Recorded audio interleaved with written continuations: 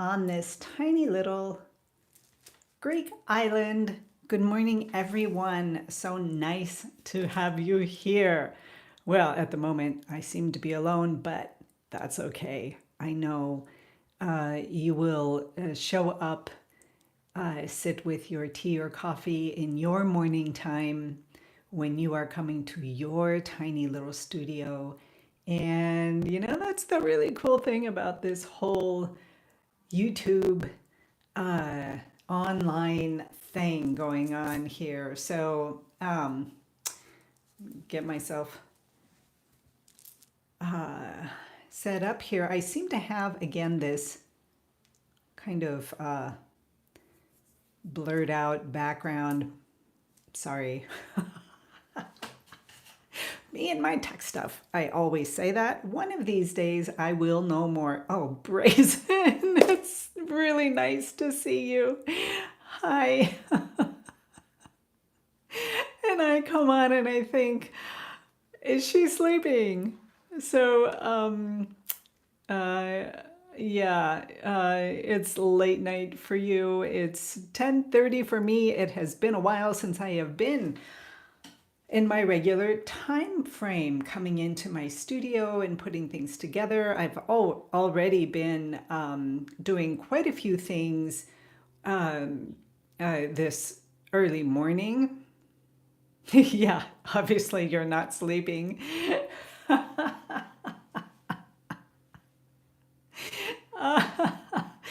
It's kind of fun having you here, though, in your middle of the night over there in the States. It's fun having you here. I'm just coming in to just spend some time with you guys. Um, were you really actually thinking that? Yeah. It has been a while. I have not been able to get here at my usual 10:30 time, which is the time that I kind of come into the studio and kind of put my artistic creative day together. And that's due to having people over, people visiting and spending, a few days or a week or two. And being in that whole swirl of things. The island is actually really uh, ending. The season is ending. I would say this yesterday was probably the last of the big days. Although in around the 21st of September, there is a slight lifting. People come back, I think, especially from Bulgaria. We get a lot of tourists from Bulgaria as they have some time off during that time. Somebody correct me if you see this and I'm wrong, but I seem to remember when I had my vacation rentals here on the island that there was an upswing in bookings for the vacation rentals that I had at the time. So there's all sorts of things happening, and I'm just getting myself organized. The time management thing, which oftentimes can be a struggle for someone like me and others like me, and there's plenty of us out there. So if I get my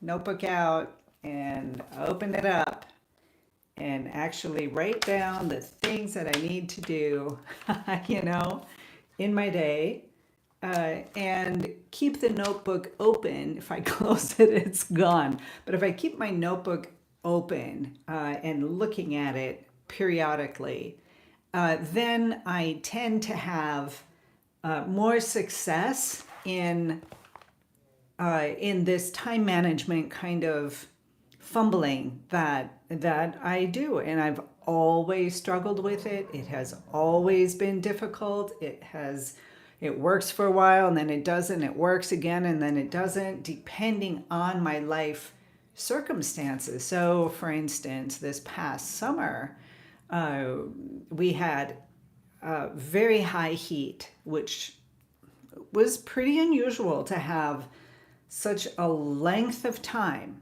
of temperatures, 33 and above.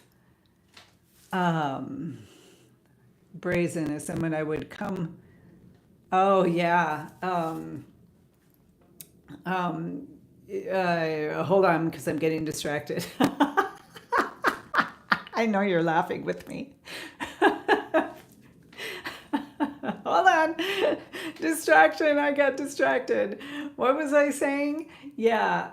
This past summer, with all the heat, right? That was one thing. And we had a lot of people came. We had a lot of visitors, and that was great. Oh my God, I got to see some people that I hadn't seen in the longest time, and meet new people that were coming to stay with us. My daughters were here, so many of their friends came, and it was a joy to meet them. However, I don't do well in the heat, so I just kind of in the middle of the day just kind of stopped everything. So I was busy in the morning and then busy in the evening. So during the middle of the day, and that's even with air conditioning, right?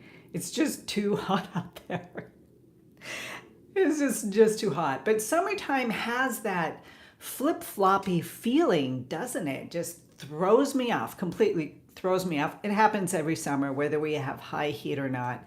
It's just the tourist season. It's just the time where you're just a little bit more relaxed and just kind of, okay, taking a break from it. So that all happened.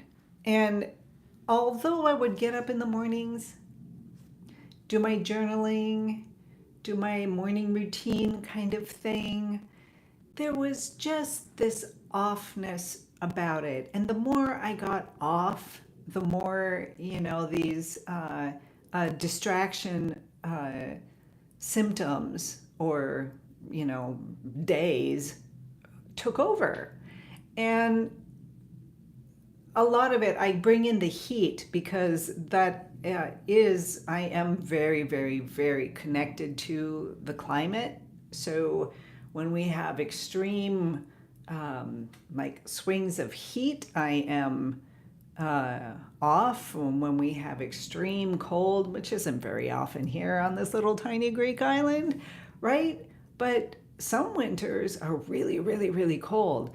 But the cold kind of, wakes you up and keeps you going. That's why I love those cold water swims that I do in the wintertime here. It's just so revitalizing and tends to just like snap me into focus.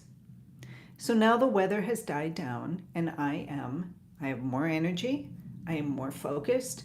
I've got, this stretch of time, to do all these fun things. First on the list is this beautiful little auction that is starting tomorrow.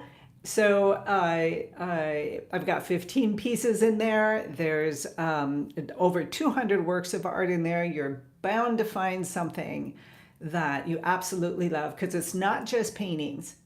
It's not just paintings. It's not just like the type of painting that I do. There's abstract paintings. There's felt work. And that's just fascinating, right? The artwork that people do with these materials, I can't imagine it. I can't imagine it. I can imagine it. I can't imagine that it's not for me. So it's like I see fabric work. I have another friend of mine who makes the most beautiful quilts on the planet, and she's taking these little tiny pieces and sewing them all together. How the heck does she do that? And I know if I put myself to it, yeah, okay, I would do that as well, and I would love it and this and that. Like, this other artist, who does felt work. I mean, she takes felt and she does incredible things with them. And then there are these people who, are what I mean, blowing glass or like I don't know. So there's I don't know anything about glass work, but she makes these beautiful trays, these beautiful it's artwork in glass. It's just amazing. Um, uh, uh, it's just amazing. I look at it and go, wow, right? And other people who are creating um, items for the home, right? And then there's these pottery workers. I mean, ceramics. I've done a little bit of ceramics. Ceramics is fun. Ceramics is really cool.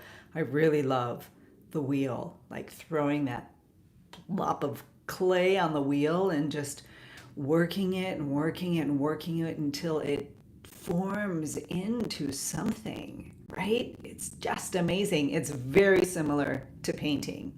You've got a blank canvas, you've got a pile of paints, and you're putting it all together. You're starting with the large, messy masses, and it's just like you're working it down and working it down and working it down until you have a work of art. So I connect very well with pottery, with doing ceramics. It's a different thing. I mean, it's really a whole different thing than doing, let's say, I don't know, glass work. I mean, that just seems way out of my realm, or quilting, which I don't think we have quilts on this auction happening starting tomorrow. But just as an example, and just don't want to get people confused and think that there's quilts on there. I don't think there are. When I look through all the beautiful artwork, you guys make a tea, a coffee, go to the link, which I will put in below, and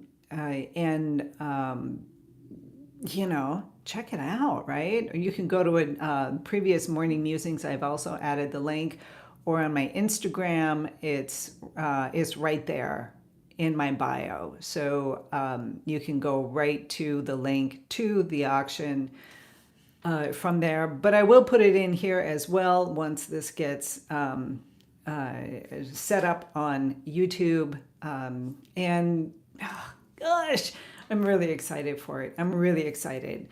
So I was talking about something and got off on the auction thing. It had to do with the summer and the heat, and this moving back into a more balanced, focused state of mind, right? Where I can do all these things on my list and get them done. And I develop this channel, which I'm, love being here and developing, getting things set up. Now that September is here, I've got some online courses that I will be moving up and out into the sphere of internet for anybody who wants to take courses and workshops with me, and private coaching as well for your creativity and your artwork. I always come with the idea that we are toddlers learning how to walk, and you have your learning the foundation of what it means to put any kind of artwork together. And that first thing is an understanding of the creative pathway, how your creativity works. Because when you know how your creativity works, when you know that it's always there, where you know and understand where you get stuck, where your blocks are, and it's not just in your creative realm, in your tiny little studios, wherever you are on the planet, it's in who you are, because the two are parallel. Who you are in your studio is who you are in the world. So when you begin to understand where these blocks are, you understand more about yourself, which is the key thing in everything that we do, understanding who we are. About 15 feet long, a royal proclamation scroll. Yeah, I guess I can kind of relate to that. I can kind of relate to that one, definitely. So, it's when you understand these things, though, and you know what's going on, and you understand yourself, you'll understand where you get stuck in your creative process, why you're getting stuck there, and it's easier to work through them. And it's not like killing the boss, like in the video games. You got to kill the boss to go to the next level. It's more like breathing in and understanding and allowing this part that's blocking you. Because when you allow it and you come at it with a place of compassion and love for yourself, well, then everything just gets a heck of a lot easier within yourself, with who you are, and in your creative process. And your creative process could be writing. Your creative process could be, I don't know, building homes, like a dear friend of ours in that we met through the YouTube members group.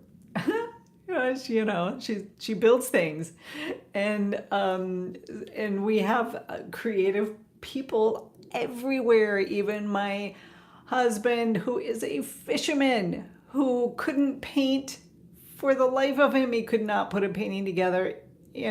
Forget it. The things that I know and talk about here, just not. He can't do it. He can't do it.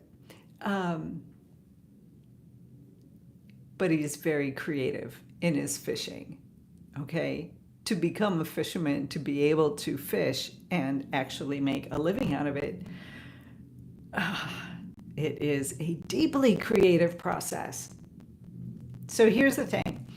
I was talking with my daughter yesterday, and she was in this hurdle, facing a difficulty, and she wasn't sure how to get through it. And the thing is that she was trying really hard to be a part of this specific box that she was trying to put herself in, right? But it doesn't suit her. She's a fish, right? And my question to her was, if you're a fish, how well do you think you can climb trees and hang out up in the trees and eat fruit, right? You could probably figure out how to do it over the years, but you're a fish. You do a heck of a lot better swimming in the water. And why not spend your energy swimming in the water, being the best dang fish you could possibly be, and forget about trying to get up in the top of the tree. It doesn't suit you. It's not that you can't do it. It just doesn't suit you. It's going to take you longer. There are people out there, like my husband, fisherman, who it would take him forever to learn how to paint. If he really wanted to do it, he could open himself up to it. He could learn how to do it, and he would do it and probably be okay at it, right? But that's not the point. He's also a fish. He needs to be out fishing, right? That's where he needs to be on the water. That's his place. My place is not. I'm not a fish. I'm not a fish. I'm something else, right? I'm another animal. I don't belong in the water. It doesn't suit me. This suits me. Oh my gosh, does this ever suit me? Creating paintings suits me. It makes all of me just right? That's where we need to be. So, I'm losing my train of thought as I usually do. The point of it all, like I don't know what the summer that I was talking about with coming more focused and me being, oh, your husband can write poetry, cannot draw much more than a stick figure. See? So it's when you're trying to be something that you're not, the stress that comes with it alone is just too much. Why bother? Why do it? Why? Why waste your time trying to climb a tree when you're a fish? Why? It doesn't make sense. So if we got any other young people out there, and even us older folks, right? We have to be who we are, allow and accept who we are. Even though if I really, really, really wanted to be a fish, I'm never going to be a fish. Yeah, I can learn how to swim and paddle around in the water. Maybe I'm a duck. I can paddle around in the water. Maybe I'm a cat, because cats don't particularly like the water, right? So I'm swimming in the water. And, I can do it. And the more I do it, I'll get more used to it. I'll learn, how the tides work and how the currents work and how the waves work. And if it's windy out, maybe I don't want to get in the water or just stay in the shallow. I'll figure all of that out. But why not just be a cat and climb the trees? Probably wouldn't be eating the fruit in the trees, but climbing the trees, playing around, pouncing, prancing, doing what it is that I know how to do.